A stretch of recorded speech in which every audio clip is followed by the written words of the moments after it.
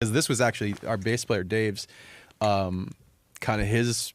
He said that at one point, like he made that analogy. He described that analogy, and I just thought that was so funny and so real that yeah, you don't like keep the pressure off yourself a little bit, and like we'll just make music, and we'll meet people, and eventually, if it's meant to be, like we'll connect with those things. We'll connect with the right music. We'll connect with the right people, and we'll figure it out.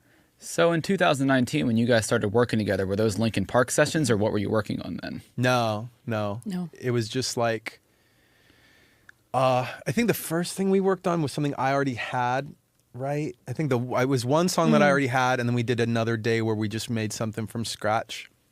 And I liked, right? Yeah. Did we do 3 days, or was it just the 2? I think it was 2. Yeah, I think so. Yeah. And it was my old studio. Yeah. And they're good. Like I like those tracks. They weren't like right for this record. But maybe someday people will hear them. I don't know.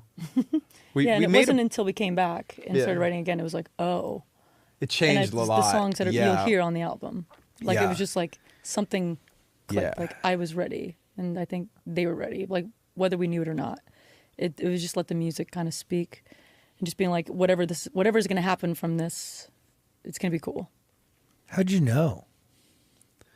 Well, I was a little more like I was a little more of a believer earlier because I spent the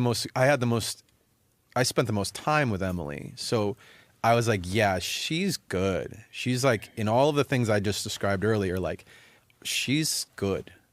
And I think the guys are going to like her, but I don't want to be pushy about it. Like I want to just like present what I think I know and let them react.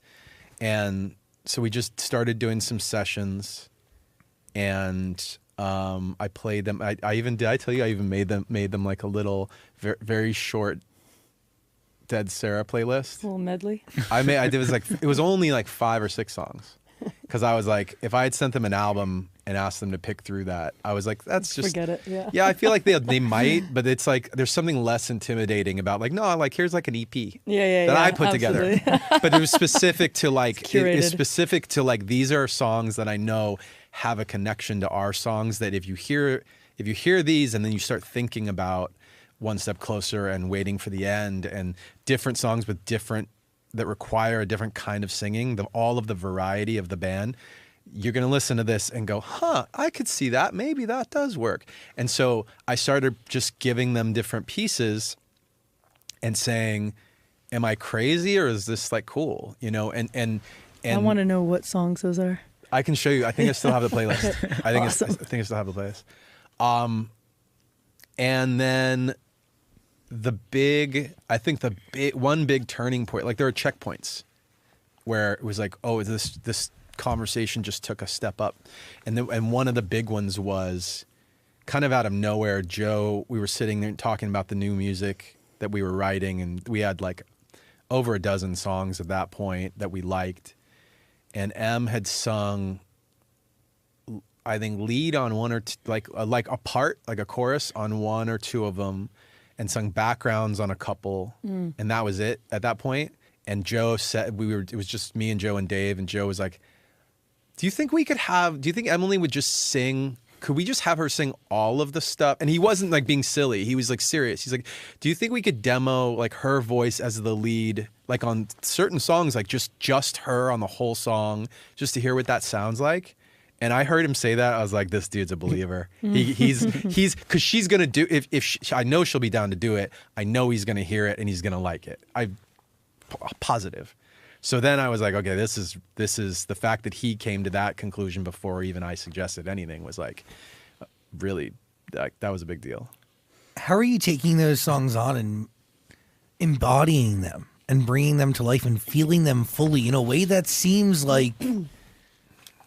You talking about the new stuff? I mean, yeah, new stuff. Yeah. Well, old stuff too, but new stuff first. Yeah, I mean, there was some of the demo, like most of them were demos. Some of them were completely done. And I think more of the demo, they all have different kind of, every song has its own emotion and everything going on that you kind of have to just adapt to or try and figure out or make it your own, right? So it's, and I've never been in a situation where it's like, here are the songs pretty much done. And I'm like, that's great. Like for me, I'm like, that's awesome. Because it's like, I don't know, like, and he's such a good writer. And so it's like, yes. So that's already like the easy part where I'm like, awesome, I'm going to sing songs. Absolutely. And I'm going to do my best to try and, you know, like he was saying, put the emotion in it, put what does the listener want to hear? How do I bring these lyrics to life in a way? And we were getting to know each other, him as a producer and pushing me in ways that I loved, you know, that I was never, or if I ever did have the chance to do that with great writers and producers, I learned a lot. So this was like, I was in that seat like every day. And I was just like, okay, so you find a rhythm in that and you find, you know, the flow of it and taking, you know, suggestions and some things and you get into this whole world of it, you know, and you get lost in the different songs in a great way, you know. You want to get there, you want to be in that place and you feel safe, and I always want to do the best I possibly can, and sometimes I don't know what that is. Sometimes I think it's like in a completely different direction and I'm getting frustrated, and he's just like, Emily, like, here, just take a 10-minute break, come back, don't think at all, and just sing it, you know. And I'm like, oh, okay. And That's then it common. sounds fine. I think that part's common. Yeah. A lot of singers like will Like, get just in their go head about away. Yeah. they'll get in their head about a thing because they've when you're recording, you're repeating a part over and over, right?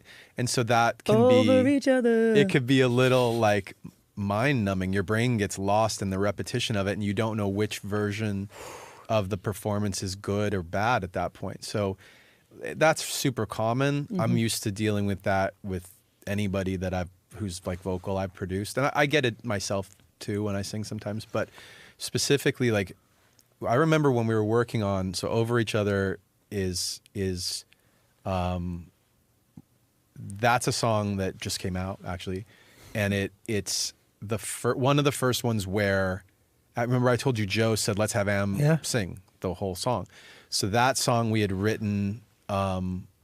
We knew it was good. We loved the track. We loved the lyrics and the melody.